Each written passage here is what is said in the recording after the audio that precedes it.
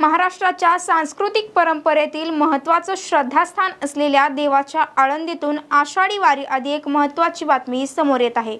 माऊलींच्या दर्शनाचा मार्ग खडतर झाला असून आळंदीत वाढतं अतिक्रमण आणि बेशिस्त पार्किंगमुळे भाविकांची प्रचंड कोंडी होताना दिसत आहे। एकीकडे पोलिसांनी रस्त्यावर आणून ठेवलेले निरुपयोगी बॅरिगेड्स तर दुसरीकडे दुकानदारांनी केलेलं अतिक्रमण, त्यातच भर म्हणून बेशिस्तपणे पार्क केलेल्या दुचाकींमुळे भाविकांना माऊलींच्या दर्शनासाठी अक्षरशः वाट काढावी लागत आहे। प्रशासनाच्या या अजब दुर्लक्षामुळे संत ज्ञानेश्वर महाराजांच्या संजीवन समाधी मंदिरापर्यंत पोहोचणंही आता अवघड झालंय।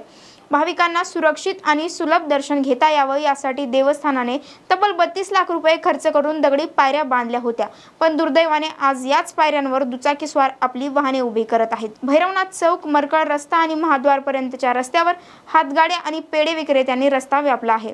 धक्कादायक बाब म्हणजे आळंदी नगर परिषदेकडून केली जाणारी कारवाई म्हणजे निव्वळ एक फार्स असल्याचा आरोप आता नागरिक करत आहेत। प्रशासनाने या समस्येकडे सोयीस्करपणे दुर्लक्ष केल्यामुळे भाविकांमध्ये तीव्र संताप आहे। आता तर या बेशिस्त दुचाकीस्वारांवर कठोर कारवाई होणार का आणि माऊलींच्या दर्शनाचा मार्ग मोकळा होईल का, हा प्रश्न भाविक विचारत आहेत। अशाच महत्त्वाच्या बातम्यांसाठी पाहत रहा .com महाराष्ट्र।